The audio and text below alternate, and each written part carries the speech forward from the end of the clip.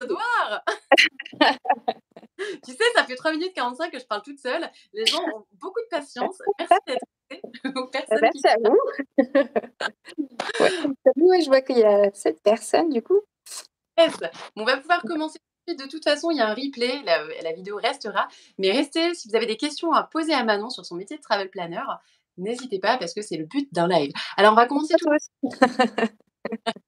Peux-tu rapidement, du coup, te présenter aux auditeurs? Alors du coup, Manon Perret, je vais bientôt avoir 29 ans et je réside sur Lyon depuis 3 ans maintenant. Super. Et donc, toi, du coup, tu es travel planner. Est-ce que tu peux nous expliquer déjà en quoi ça consiste ce job? Alors travel planner en fait, c'est, organiser vos voyages en fonction, de vos envies et du budget. Donc c'est vraiment, dénicher les petites pépites, s'occuper, de comparer les vols, les trains pour se rendre à destination, les moyens de transport sur place et en fait, en fonction du budget de mes clients, et de leurs critères par rapport à la localisation, s'ils souhaitent les petits déjeuners et cetera, je leur fais tout un comparatif, d'hébergement, d'activités et cetera et ensuite toutes ces activités sont détaillées dans le carnet de route. Donc jour par jour, ils retrouvent toutes ces informations. Donc l'idée, c'est vraiment, le travel planner, c'est, déléguer toute cette partie, qui peut être souvent longue et fastidieuse et de se laisser porter, tout en ayant un contact, même durant le voyage, en fait. Génial. Et du coup, qu'est-ce que tu faisais avant d'être travel planner? Est-ce que, tu t'es lancée? J'imagine pas. Direct études? Est-ce que tu peux nous parler un petit peu de ton parcours avant de te lancer? Alors du coup, donc moi j'ai vécu, 3 ans au Sénégal, de 14 à 17 ans et ensuite je suis partie, étudier au Canada pendant 5 ans. Donc j'ai fait ma licence, en sciences politiques et un master en école de commerce sur place et entre-temps, donc mes parents, qui bougent pas mal et qui m'ont transmis, la bougeotte qu'ils ont, sont partis, vivre à La Réunion, et donc sachant que je cherchais un stage de fin d'études, à ce moment-là, je me suis dit que ça pouvait être, sympa de le réaliser sur l'île et en fait, ce stage, dans un cabinet de conseil, s'est transformé en CDI. Donc je suis restée 3 ans sur La Réunion et en fait, au bout de 11 ans, hors métropole, je ressentais vraiment le besoin de redécouvrir, en fait, la France et nos régions avec mes yeux d'adulte, puisque j'étais partie, adolescente. Et du coup, j'ai fait le choix de m'installer sur Lyon. Alors, à la base, c'était pour poursuivre dans le conseil, sauf que c'était en mai 2020, donc en plein Covid. OK. Et malgré les pistes que j'avais sur Lyon dans des cabinets de conseil, gel des recrutements, forcément. Et sachant qu'en fait, j'ai toujours été passionnée d'organisation de voyage, je me suis dit, et que je crois beaucoup au destin aussi, je me suis dit, c'est peut-être le moment de creuser ce projet que j'ai en tête depuis un moment. Et donc, je me suis formée, je me suis lancée en mai 2021. Génial. Et du coup, donc tu as eu cette idée, en 2020, donc en plein covid. C'est Mhm. voilà, c'était pas forcément, le bon moment C'est ça. pour je sais parce que j'ai créé mon agence en mars 2020, tu vois? Donc bon timing Oui, c'est aussi. vrai qu'on s'est lancé peu de temps Ouais. après. Enfin, je me suis lancée peu de temps après. Qu'est-ce qui t'a donné envie justement en plein, covid, confinement, on était tous enfermés, chez nous quoi, de te lancer justement dans le voyage? Ça t'a pas fait peur?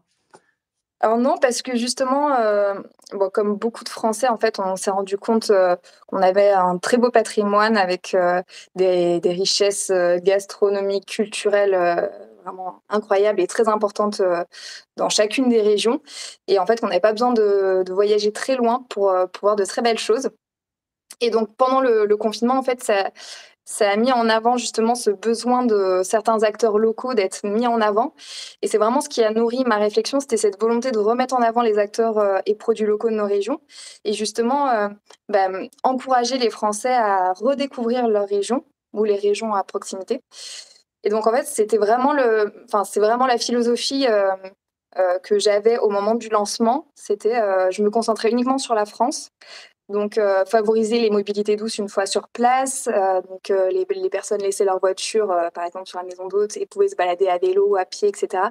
Voilà, c'était vraiment cette volonté de faire redécouvrir la France aux Français, d'une part, puisque, forcément les frontières étaient fermées à ce moment-là.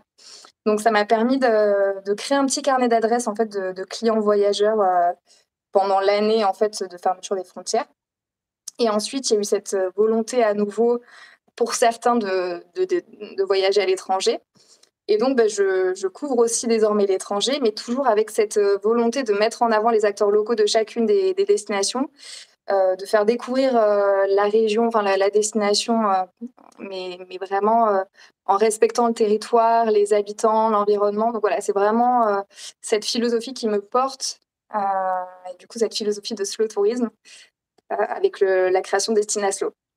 Top. Bon, ça, on y viendra peut-être juste après, comment tu, crées tes offres et cetera. Et j'aimerais bien savoir, comment tu t'es lancée? Est-ce que tu t'es lancée toute seule? Est-ce que tu as suivi, je sais pas, une formation? Est-ce que tu t'es fait coacher? Est-ce que tu peux nous en parler un petit peu? Alors du coup, j'ai mûri ma réflexion, de juin à novembre, 2020. Donc, toute cette réflexion autour, bah, du projet, faire un petit peu, bah, l'étude de marché, étude de la concurrence en ancienne bonne consultante, que j'étais. Et puis, j'ai trouvé une formation qui s'appelle, 5 jours pour entreprendre à la CCI et en fait qui permet, de découvrir toutes les facettes de l'entrepreneuriat.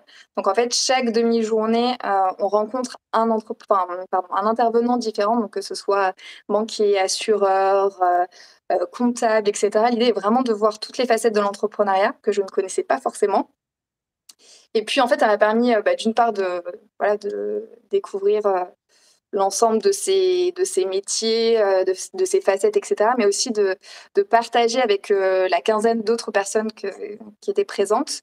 On était, entre 26, donc j'étais la plus jeune, à 59 ans, OK.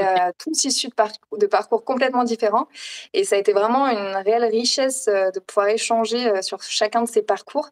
D'ailleurs, on est encore en très bons termes avec, bon nombre des membres de l'équipe donc voilà, c'est suite à cette formation en fait, qui permettait aussi de faire son business plan, de trouver un slogan par exemple, de vraiment cibler, son public cible, c'est le cas de le dire. Ouais. Donc voilà et puis aussi, surtout très important, choisir son statut. Ouais, ouais, clairement. Alors on a fait un premier live tout à l'heure, C'est ça. à 2. Donc effectivement, je peux rebondir un petit peu sur ça. Choisir le statut, c'est vrai que c'est quand même un point important parce qu'en général, quand on crée on va dire une activité plutôt dans le service, on a tendance à aller vers le statut d'auto-entreprise, mais c'est pas forcément le statut le plus adapté.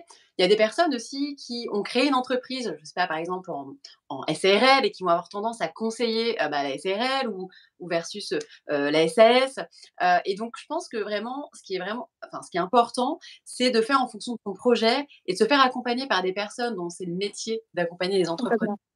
Ça peut vraiment valoir le coup. Tu me disais tout à l'heure justement que toi, tu avais créé en SARL, alors en EURL parce que c'est, Oui. individuel, et que tu allais potentiellement changer. Hem, peut-être que tu acceptes de nous en parler un petit peu Ah ce oui, bien sûr.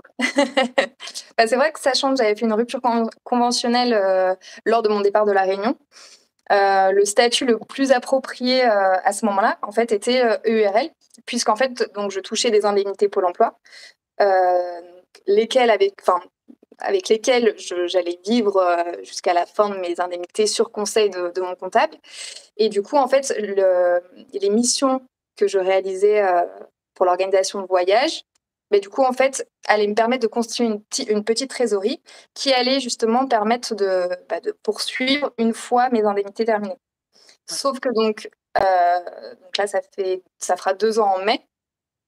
C'est vrai que la SARL est quand même le statut URL et SARL est quand même assez «contraignant» entre guillemets pour tout ce qui va être, TVA, URSSAF et cetera et c'est vrai que quand on se lance, c'est assez gros quand même, enfin, c'est des grosses sommes qu'il faut, auxquelles il faut réfléchir, budget budgéter et cetera, enfin budgétiser.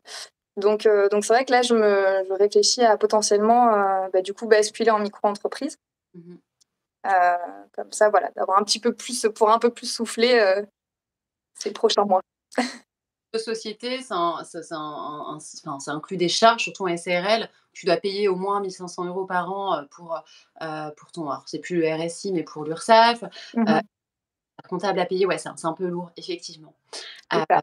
Important aussi parce que parfois en tant qu'entrepreneur, on peut, c'est pas une ligne droite, hein, on peut faire des erreurs et puis revenir. Mais je pense que quand on se fait accompagner et puis qu'on fait, voilà, c'est prévisionnel, on peut aussi, tu vois, un peu plus, choisir, le statut quoi adéquat. Alors évidemment quand tu te fais conseiller par un expert comptable, Voilà, on est d'accord. expert comptable, je veux dire, c'est pas mes copains, j'en ai peu et bref. Pour revenir sur ton métier de travel planner, hem, du coup, comment toi tu as, lancé ton activité? Est-ce que tu peux nous en parler? Comment peut-être tu as commencé par créer tes offres? Est-ce que tu as, déjà trouvé des clients? Est-ce que tu as trouvé des partenaires? Comment tu t'es lancée? Alors du coup, comme je disais tout à l'heure, la première année, je me suis vraiment concentrée sur la France O et en fait, c'était un petit peu la question: est-ce que je couvrais, dès le début toutes les régions de la France? Est-ce que je me concentrais uniquement sur certaines régions? Et en fait, je suis, partie avec cette idée de me concentrer uniquement sur les régions du nord-est au sud-est jusqu'à La Réunion, donc très sud-est, puisque c'était des régions dans lesquelles soit j'avais moi-même vécu, soit j'avais, des personnes, enfin des connaissances sur place et cetera. Et l'idée, en fait, c'était vraiment de prendre le temps de découvrir chacune des régions, d'aller à la rencontre des partenaires potentiels, hébergeurs, prestataires d'activités qui correspondaient à cette philosophie de slow tourisme. Parce que je ne me voyais pas recommander, à mes clients des lieux, que je n'avais soit pas testés ou avec qui je n'avais pas pu échanger avec les propriétaires et cetera. Donc je me suis pas mal déplacée cette première année. Ça m'a permis en fait de me constituer tout un carnet d'adresses en fait, par région, pour les prestataires d'activités et pour les hébergeurs, et de pouvoir, proposer un panel vraiment complètement différent d'hébergement, que ce soit petite maison d'hôtes, petite structure hôtelière, parce que c'est pas du tout dans ma philosophie de recommander des grosses structures hôtelières, et qui, dans leurs établissements, mettent en avant les produits locaux, travaillent en circuit court, ont à disposition, des vélos ou, un centre équestre pour se balader et cetera. Donc je me suis constituée, en fait, toute cette offre-là et en parallèle, donc j'ai, travaillé avec une des filles justement qui était dans la formation de la CCI et qui a réalisé tout mon site internet, ma charte graphique du coup, bah, qui m'a aidée aussi à, à faire une base en fait pour les réseaux sociaux, pour que je puisse ensuite, l'animer moi-même. Donc voilà, j'ai vraiment travaillé en parallèle, côté, tout ce qui était, voilà, charte graphique et cetera, site internet, les flyers également et puis, heu, cette constitution d'hébergement, d'activités, pour pouvoir les recommander ensuite, aux personnes. OK, et ça t'a pris, combien de temps à peu près pour te constituer une première base de partenaires? Tu as une idée ou? Je dirais entre 4 et 6 mois. Après, de toute manière, enfin, j'essaie de constamment le l'actualiser, en fait.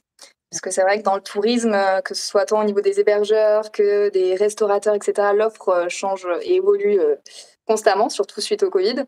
Ouais. Donc voilà, j'essaie d'être constamment, en veille pour pouvoir proposer, que ce soit une famille, un couple, un groupe d'amis, des hébergements ou des activités qui correspondent à leurs besoins et à leurs envies et à leur budget, bien sûr. Et toujours dans cette, optique de slow tourisme, je trouve que c'est très important de C'est garder ça, ça. Et du coup, maintenant, exactement. d'autres destinations, tu m'avais parlé, non, du Costa Rica ou, voilà, il y a d'autres destinations au monde, que tu proposes. Heu, Comment tu Alors fais? oui, en fait, depuis la réouverture des frontières, donc pas mal de demandes sur l'étranger. Le Canada est très demandé, que ce soit, tant l'hiver que, l'été ou à l'été indien, qui est un moment que j'adore, une saison que j'adore là-bas. Mais ça peut être, le Chili, j'ai fait aussi la Norvège, les États-Unis. Hem, il y a beaucoup de destinations en ce moment. Le Japon prochainement, donc voilà, en fait, c'est vraiment toutes des destinations complètement différentes. Et l'idée, en fait, c'est que chaque séjour est complètement, personnalisé et sur mesure puisque je ne refais jamais le 2 fois le même séjour, en fait. Parce que comme je le disais tout à l'heure, que ce soit un couple, une famille, un groupe d'amis ou un enterrement de vie de jeune fille, une lune de miel, je m'adapte complètement aux envies et au budget de mes clients et ce qui permet de trouver des hébergements, différents sur chacune des destinations, tout comme les activités. OK, et du coup, ça te prend à peu près combien de temps? Je sais pas, admettons pour un séjour, de 5 jours, dans une destination. Alors, est-ce que c'est que des destinations que tu connais? Ou est-ce que c'est des destinations parfois où tu as pas été? Alors il y a des destinations que je connais très bien, comme le Canada notamment, les États-Unis et cetera. Mais c'est vrai que et on me pose souvent la question, on me dit: «Mais comment tu peux, réaliser en fait, organiser des voyages dans des destinations, que tu n'as pas toi-même découvertes?» Ouais.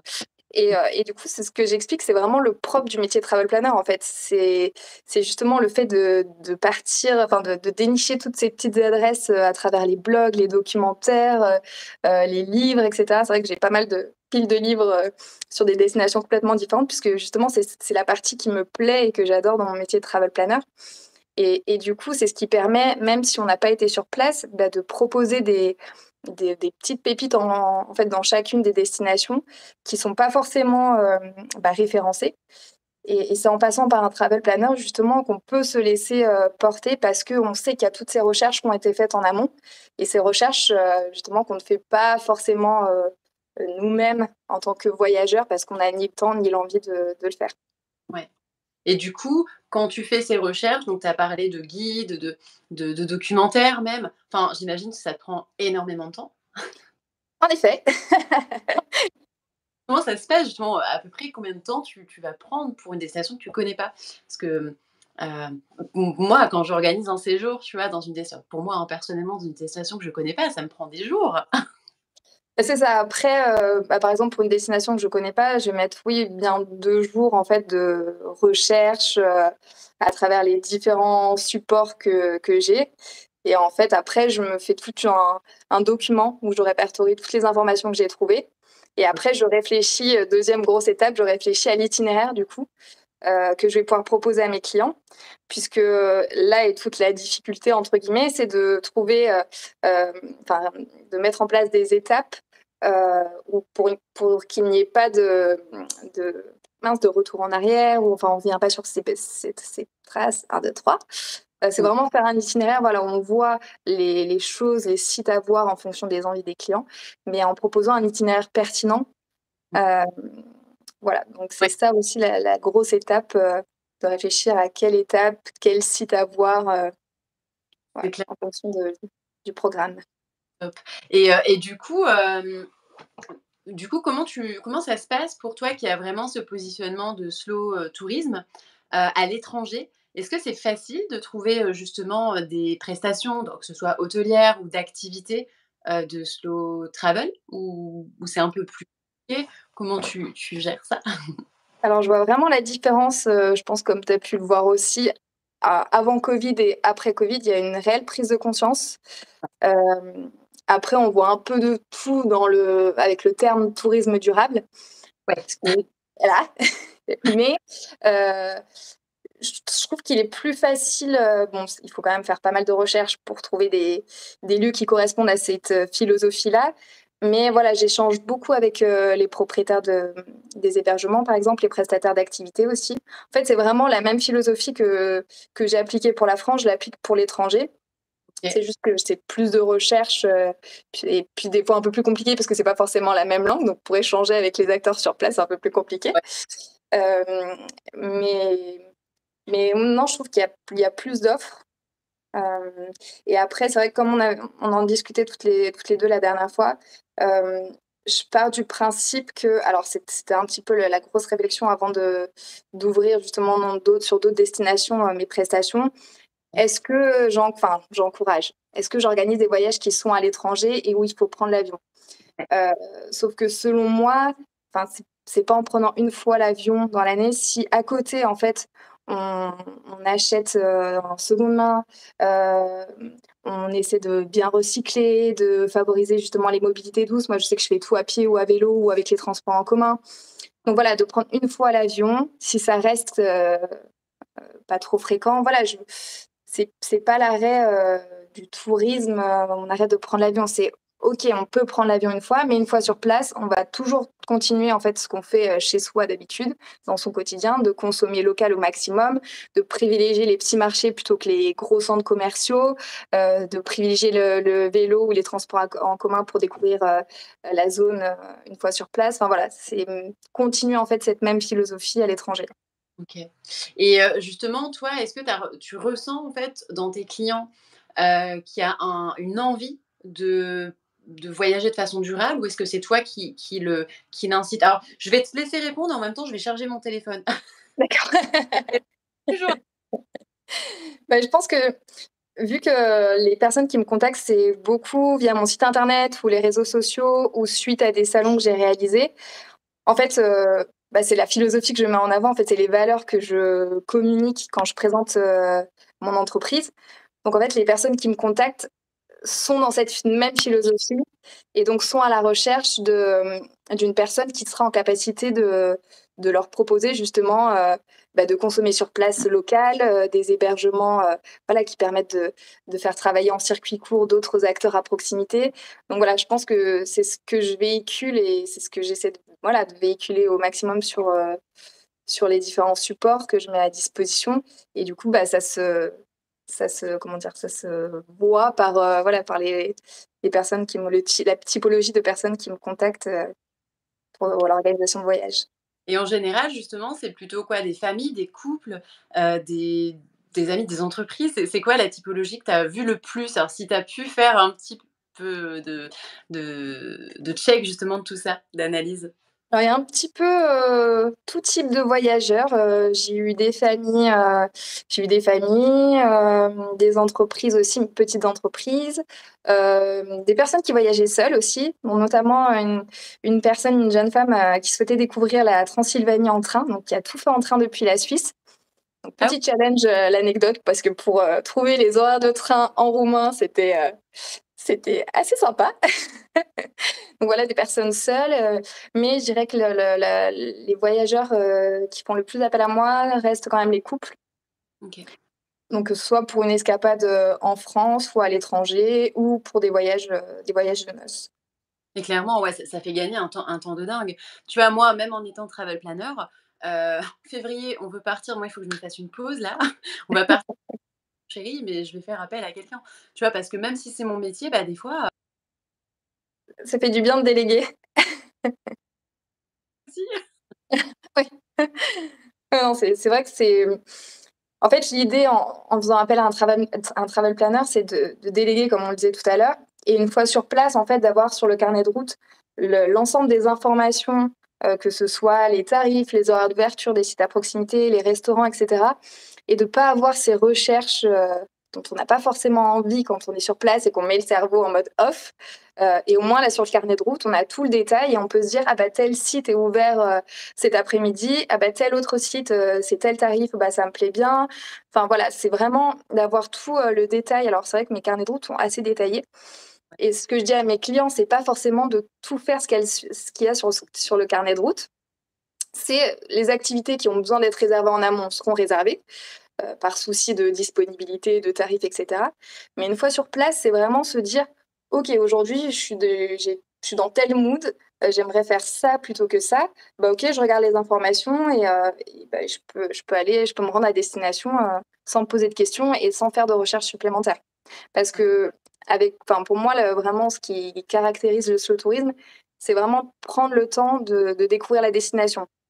Plus voir un maximum de choses en un minimum de temps, pardon, mais vraiment se poser et voilà, profiter de sa destination. D'ailleurs, c'est ce qui a ce qui m'a permis de trouver mon slogan, c'est: «Profiter autant du chemin que de la destination» et ça représente vraiment ce que je viens de dire, en fait.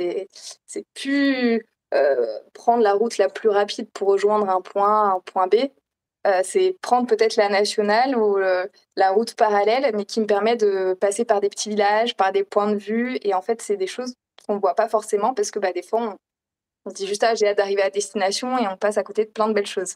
C'est clair. Bah, puis là, je trouve qu'on est plus dans l'optique d'un voyage que de tourisme, tu sais? Tourisme dans le sens, bah, je dois, faire ça, ça, ça, ça, ça C'est ça. et on est moins dans l'expérience. Là, je trouve que c'est intéressant ton approche qui est un peu plus immersive. Enfin, moi, ça me parle beaucoup parce que c'est aussi, ce que je proposais et ce que je propose toujours, alors que c'était soit dans le cadre de mon agence de voyage ou aujourd'hui, avec les séjours que je continue d'organiser. C'est important, tu vois, de transmettre autre chose, surtout aux personnes qui viennent nous contacter parce que je pense que les voyageurs aujourd'hui, en tout cas, c'est ce que je pense, c'est ce que je vois et ce qui est aussi dans les tendances du tourisme, Mmh 2023 à l'avenir, d'être vraiment plus dans une personnalisation, dans une immersion et dans quelque chose d'un peu plus authentique.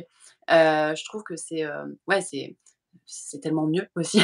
Heu, Complètement d'accord. ouais, Puis c'est vrai que ce côté, personnalisé qu'on met beaucoup en avant, en tant que travel planner, c'est vraiment dire: «OK, vous souhaitez découvrir telle destination, vous avez tel budget et vous aimez faire, ce type d'activité. bah, ce carnet de route, il sera unique et Ouais. il répondra vraiment à vos besoins et à votre budget, en fait. Et plus avoir comment dire? Un carnet, oui, un carnet de voyage où, en fait, c'est, le même qu'on donne à plusieurs personnes et on se retrouve sur les mêmes sites avec, des bus et des bus d'autres personnes. Donc voilà, c'est vraiment sortir des sentiers battus et personnaliser, chacun des carnets pour ses clients voyageurs. En tout cas, voilà, ça, c'est sûr que c'est ton approche, surtout toi qui es dans le slow tourisme et je trouve que c'est ouais, c'est bien de le mettre en avant. Mais du coup, c'est quoi à peu près le budget qu'ont à payer les voyageurs pour, bénéficier de tes services? Parce que c'est du sur mesure donc ça budget quand même. Alors c'est du sur mesure, mais comme je l'explique, aussi, comme je l'ai expliqué à d'autres personnes, en fait, moi enfin, pour la plupart des travel planners, on ne prend pas forcément de commission et du coup, c'est ce qui nous permet d'être libre dans nos choix d'hébergement, d'activités et cetera. Et souvent, j'ai des personnes qui sont revenues me voir après avoir fait des demandes de devis auprès de grosses agences de voyage et en fait, bah, le budget total du voyage était divisé par 2 en passant par mois. Donc par exemple, donc les tarifs, vous pouvez les retrouver sur le site internet, mais pour une escapade de 1 à 3 jours, c'est 200 €. OK, Donc quelle que soit la destination, c'est jusqu'à 2 adultes et 2 enfants et ensuite pour l'étranger, c'est un forfait, de 300 € plus 50 € par jour de voyage OK et donc et ça pardon. je te laisse continuer après. J'allais dire, bah, du coup, ça inclut toute cette prestation d'organisation, de recherche. Donc, comme je disais tout à l'heure, les comparatifs des billets d'avion, des locations de voitures, des trains pour se rendre à l'aéroport, par exemple, toute la recherche des hébergements pour chacune des étapes, la création de l'itinéraire, etc. Et du coup, bah, forcément, la réalisation du carnet de route. OK, Donc voilà, tout ça tout ça. et comme tu as, mis en avant le fait que, bah, c'est sûr que passer par une agence de voyage, ça va coûter, potentiellement un peu plus cher. Est-ce que tu as des pistes, pourquoi en fait ça coûte plus cher de passer par une agence? Et c'est quoi la différence selon toi? Pour en discuter, sur l'agence justement, la différence entre un travel planner et le fait de passer par une agence de voyage? Alors c'est vrai que bon, pour les grosses agences de voyage, elles prendront des commissions, donc que ce soit sur les hébergements, en fait, sur chacun des postes de dépenses de votre voyage, il y aura des commissions qui seront prises. Mmh. Ce qui n'est pas le cas pour un travel planner et aussi, en fait, le gros de la différence, c'est que on me donne tant de budget par nuit pour les hébergements ou un budget global. Moi, je ne vous proposerai que des hébergements ou des activités qui rentrent dans ce budget-là.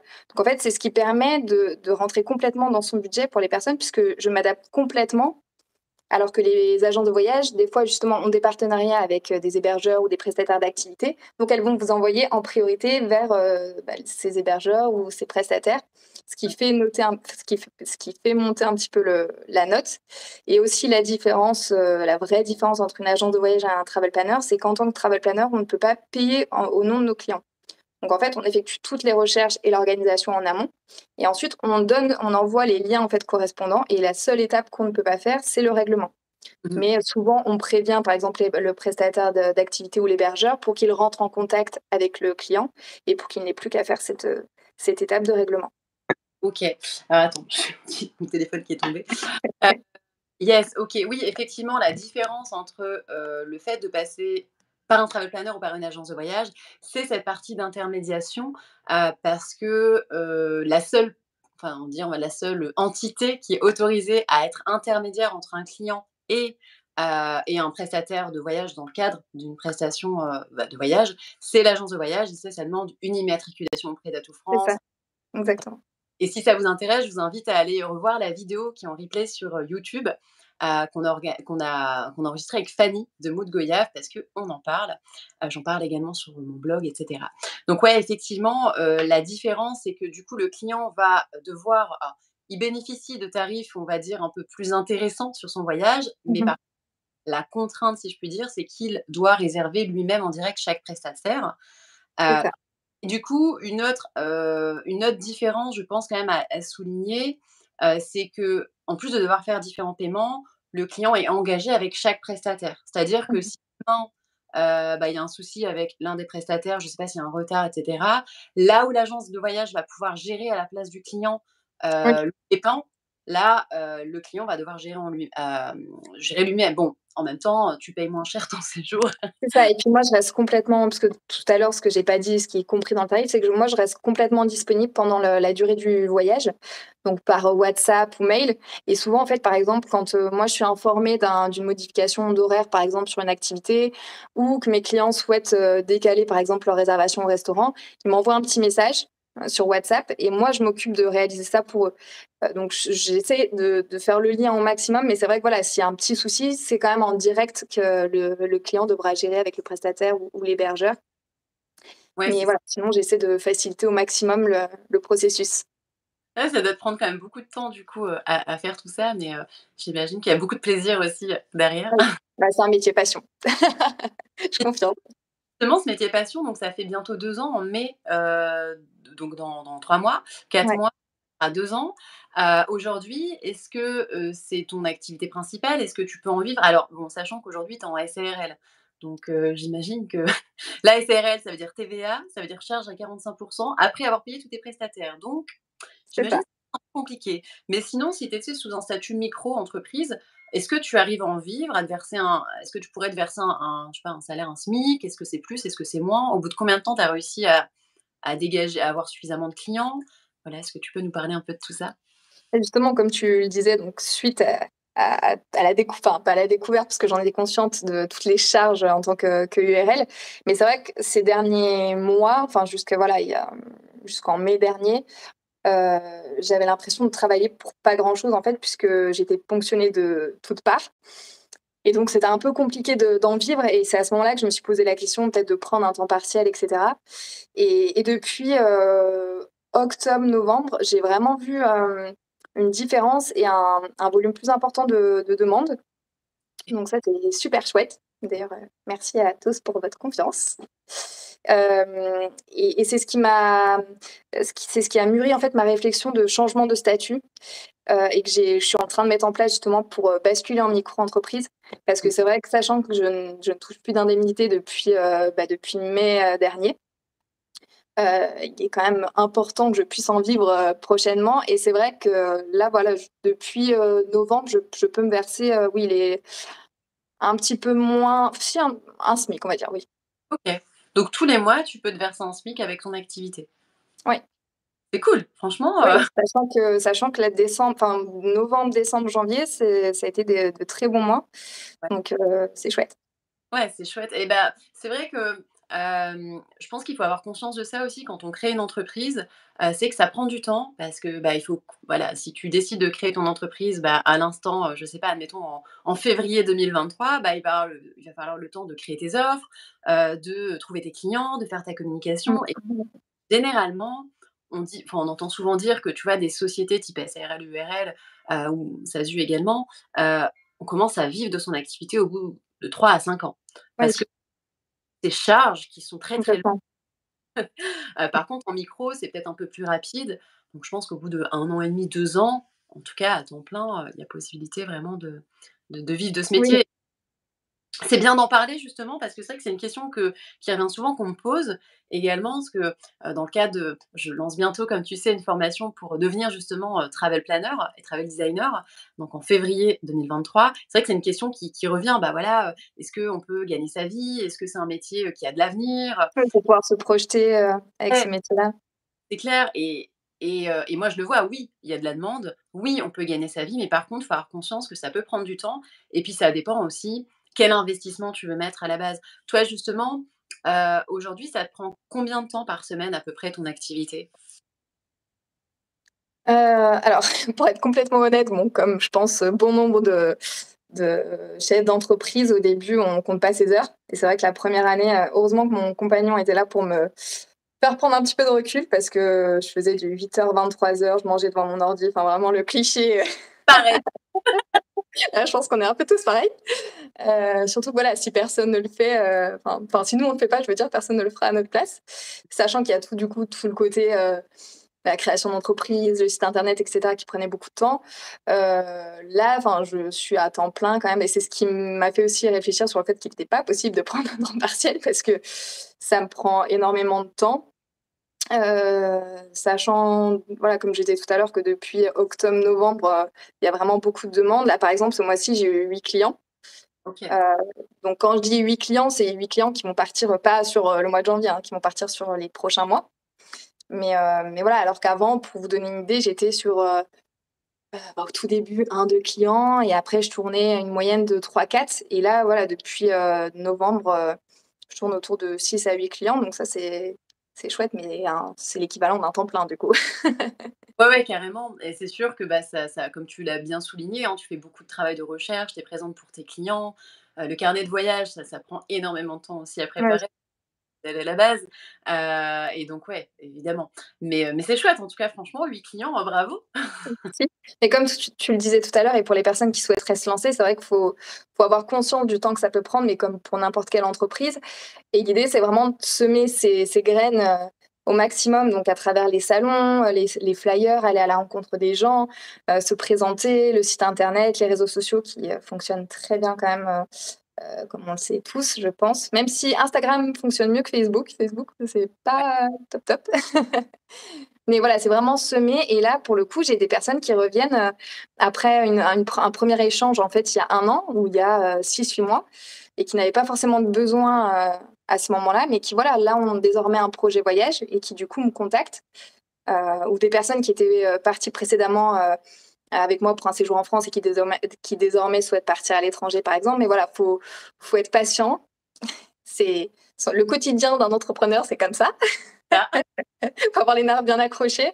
Mais il faut croire en son projet et voilà, il faut persévérer et tenir, Tenir tenir la barre, c'est c'est ça clair. exactement. Indicateur. Mais ouais, complètement, ça, il faut aussi en avoir conscience que on est dans le secteur du tourisme. C'est un secteur déjà qui est saisonnier. Il y a quand même beaucoup plus d'envie de voyage en été, qu'en hiver, même si en hiver, on a, bah, des envies potentiellement, de destinations exotiques. Mmh. Et c'est aussi un secteur où bon, quand on s'offre un voyage, donc déjà, il y a des services de travel planner à payer, voilà, à peu près, enfin, au minimum 200 € plus le reste du voyage. D'ailleurs, tu as un ordre d'idée de la moyenne, de ton panier moyen? Tu vois? C'est le quoi le panier moyen de tes clients? Pour un séjour à l'étranger, je dirais, 2 000 € avec les billets d'avion compris. Parce qu'en fait, des fois, il y a des personnes qui me disent, «J'ai 2 000 € de budget par personne». Ouais. Billets d'avion compris, en comprenant bien sûr la prestation d'organisation et qui me disent, «Bah, ça se trouve, c'est pas suffisant», et en fait, je leur montre que en fonction justement des critères qu'ils m'ont listés précédemment, c'est complètement possible de rentrer dans ce budget-là. Puisque, bah, du coup, au lieu par exemple de prendre, une maison d'hôte, un petit peu plus chère, bah, on s'orientera peut-être vers plus un Airbnb, mais qui propose par exemple des petits déjeuners, inclus. Enfin voilà, il y a toujours des alternatives et on peut rentrer dans le budget. Après, des fois on me dit, «Je souhaite un hébergement insolite» et j'ai un budget de 80 € par nuit. Donc là, c'est un peu plus compliqué. Mais voilà, c'est aussi notre devoir de conseil en tant que travel planner d'orienter, en fonction du budget mentionné, vers une destination, ou même par rapport à la saisonnalité. Des fois, des personnes qui me disent: «On souhaiterait partir, on n'aime pas être entouré de touristes, mais on souhaiterait partir, en août, sur le Var». Ah! Là, on leur dit: «Ça va être un peu compliqué». Donc voilà, c'est aussi ce devoir-là d'orienter pour que le séjour se passe au mieux et dans les meilleures conditions.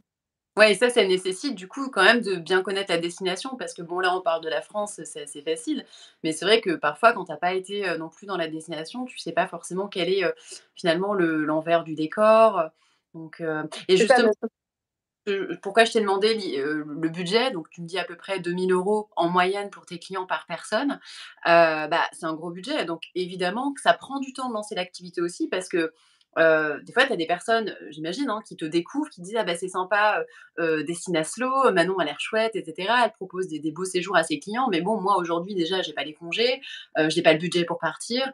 Et d'où l'importance, je pense, de prendre son temps avant de lancer son activité et tiens, dis-moi je sais pas, dis-moi ce que tu en penses. Est-ce que ça peut être intéressant de lancer une activité en complément, en parallèle de son job, ou pas selon toi?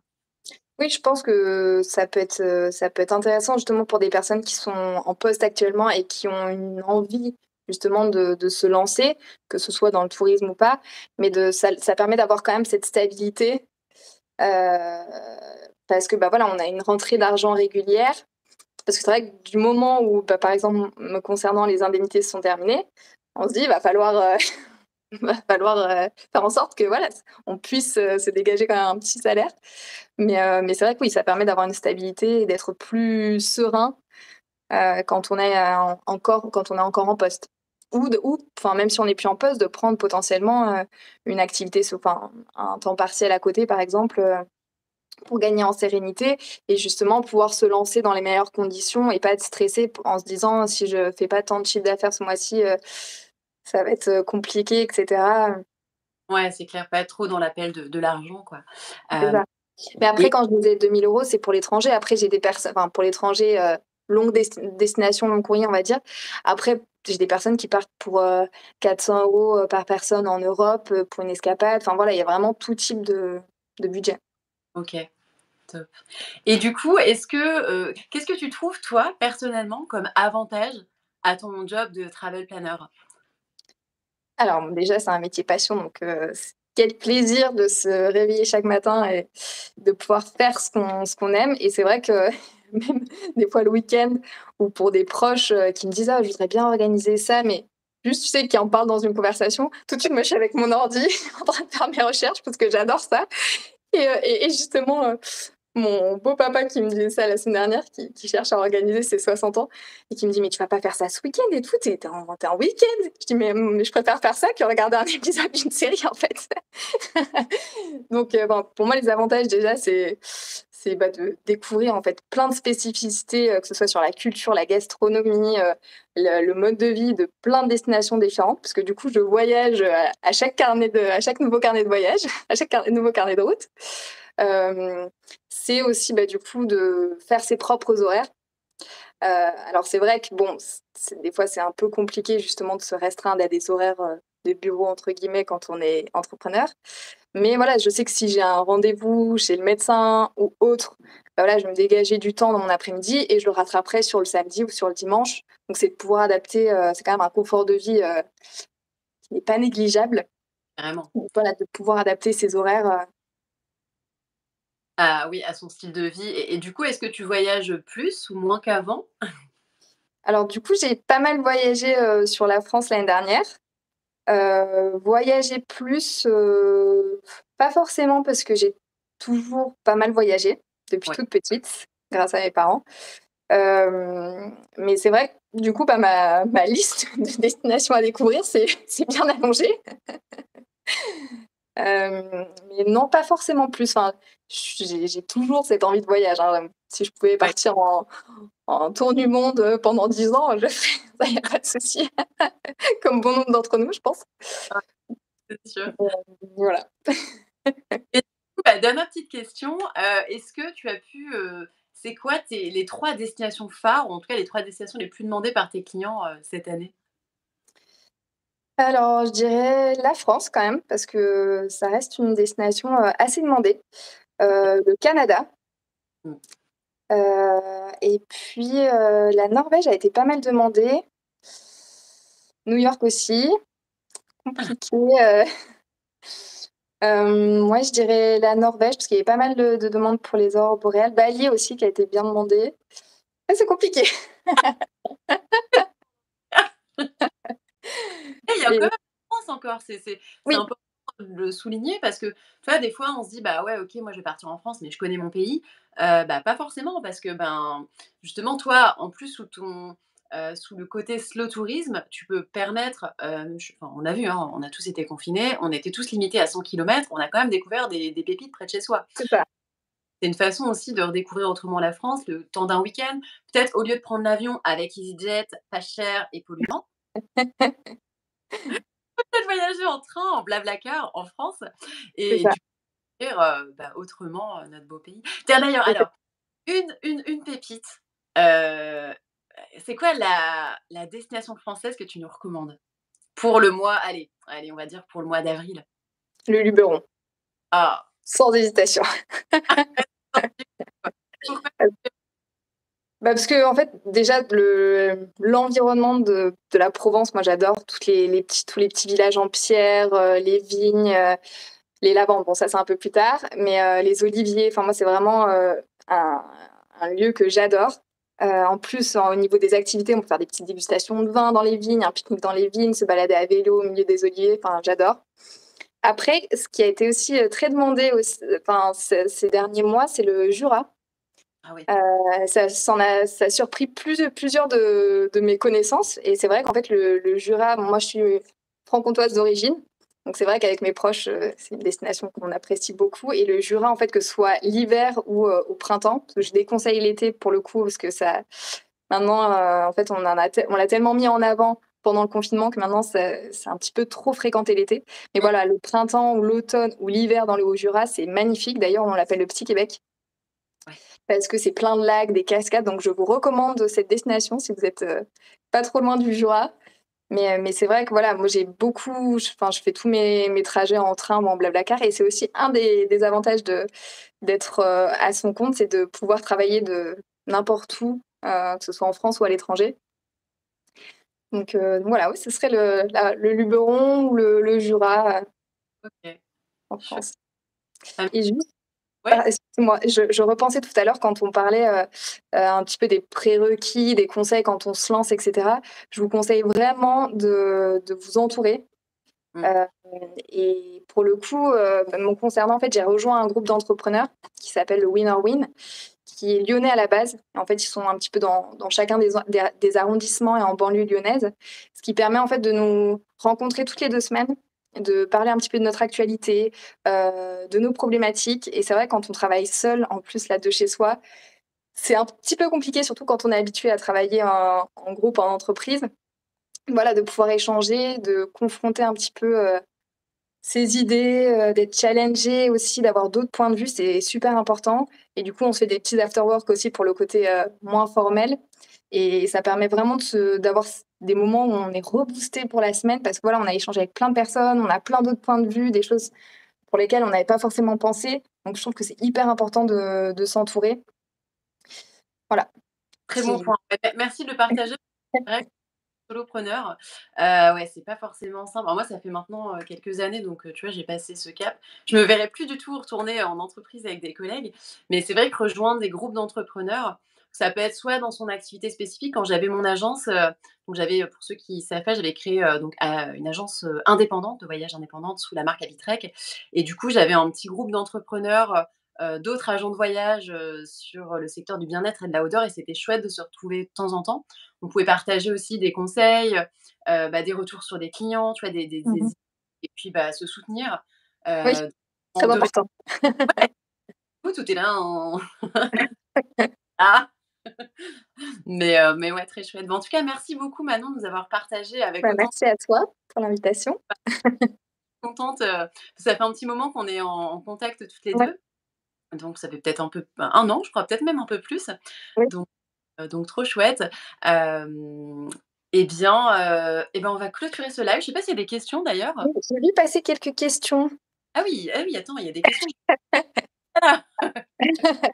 OK. Alors du coup, les clients qui t'approchent sont ceux qui veulent du slow tourisme ou pas forcément? Bah, c'est la réponse, de tout à l'heure. Oui.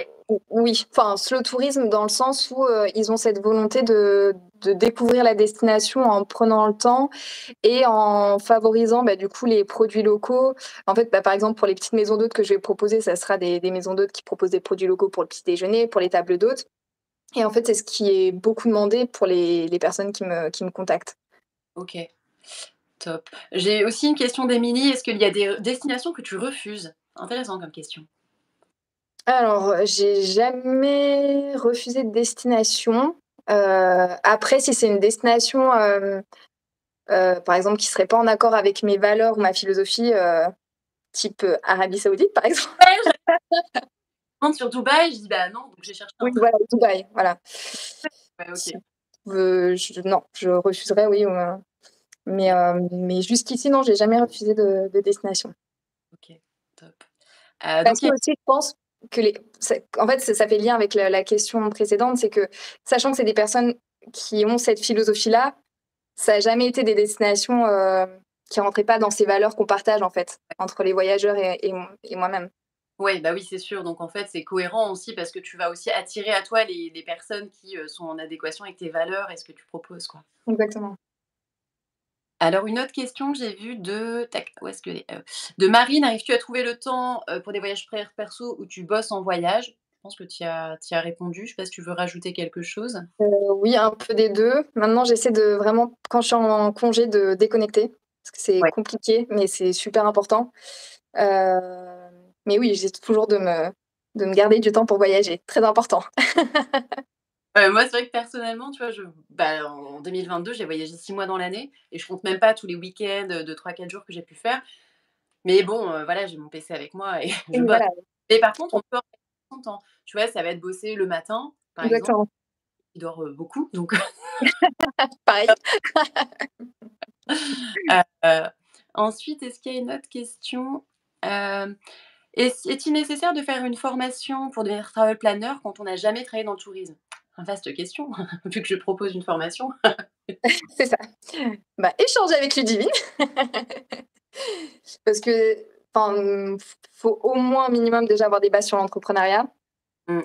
et après c'est vrai que le métier de travel planner, quand on n'a jamais organisé de voyage, c'est quand même assez complexe. Donc je conseillerais quand même de faire une formation, mettre à Et ton petit lien de formation.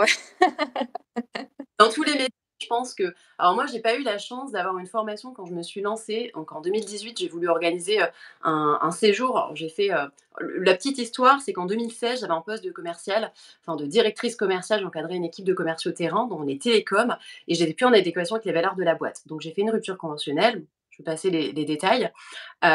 Suite à ça, je me suis un peu, cherchée. J'ai fait, une reconversion, une formation comme naturopathe et c'est comme ça que j'ai voulu organiser des séjours basés sur le bien-être. Et du coup, quand j'ai voulu organiser mon premier séjour, personne, n'a pu, vraiment m'aider, tu vois, à Ouais. organiser un métier. C'est pas organiser des voyages, c'est pas comme pour des clients, donc qui te payent, c'est pas comme organiser un voyage pour tes potes ou pour toi, en fait. Oui. Là, responsabilité et en Mmh. plus ça donc moi je l'ai organisé un peu comme tu vois, en fait sans expérience, sans connaissance du secteur du tourisme et en voulant le commercialiser, j'ai une copine prof de yoga qui m'a dit: «Ah bah attention, il faut que tu sois agent de voyage ou que tu collabores avec une agence». Donc bim, ça m'a mis, le pied dans le bain quoi, hem et du coup je me suis renseignée, effectivement, il y a toute une réglementation, enfin Mmh. le tourisme qui est assez complexe, mais il y a pas que le tourisme, il y a plein de secteurs d'activité qui Oui, sont oui. voilà.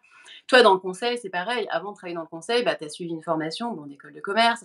Mais si tu veux demain être plombier, si tu veux, je sais pas, être accompagnateur en montagne ou quoi que ce soit, une formation, ça permet de gagner du temps. Même si aujourd'hui, je trouve qu'on a tellement de chance avec internet. On Oui. a blog, on a des livres. Les livres, c'est pas forcément internet, mais on a des livres en accès libre. On a YouTube, on a des podcasts, on a des gens qu'on peut contacter sur LinkedIn, sur Instagram. On peut se faire sa formation soi-même. Mais en fait, ça va prendre 2 à 3 fois plus de temps. Et puis Bah, en comme plus pour la réalisation de voyage, en fait, il y a plein ah, d'offres, mais il y a tellement d'offres, du coup, on se retrouve noyé dans ce flot d'offres, en fait. ouais, mais carrément et c'est pour ça, je trouve qu'il y a des solutions aujourd'hui qui facilitent. Donc le métier de travel planner, ça permet aussi de faciliter la recherche, tu vois, sur une destination, sur, l'organisation de l'itinéraire et la formation, ça a permis aussi de faciliter les choses, sur, bah, justement pouvoir passer rapidement à l'action. Alors est-ce qu'il y a d'autres questions? Attends, OK, il y a plus d'autres questions et en plus ça fait bientôt 1 heure. Bah, dis donc, on a blablaté. Toujours intéressant en tout cas de Oui, j'avais pas vu toutes les questions. Merci pour les différentes questions et retours. C'est chouette. merci à vous. Du coup, si jamais vous découvrez cette vidéo, après le direct, n'hésitez pas, vous pouvez poser des questions en commentaire. Vous pouvez aussi, venir me poser vos questions sur Nouvelles Impulsions sur Instagram. Vous pouvez aussi contacter Manon, sur Destinaslo sur Instagram ou sur son site internet. Si jamais vous avez envie, de partir, découvrir une destination, que ce soit en France, on a compris le Jura, le Luberon, heu, des destinations partout dans le monde, sauf Dubaï, on a compris. C'est ça. Slow tourisme. N'hésitez pas à contacter Manon. Je pense que ça te fera, plaisir aussi d'échanger, que ce soit pour un projet immédiat ou, peut-être dans un à moyen terme. Avec plaisir. Bah, Top, merci en tout cas, Ludivine, avec et plaisir. puis, belle journée à vous tous. À toi aussi.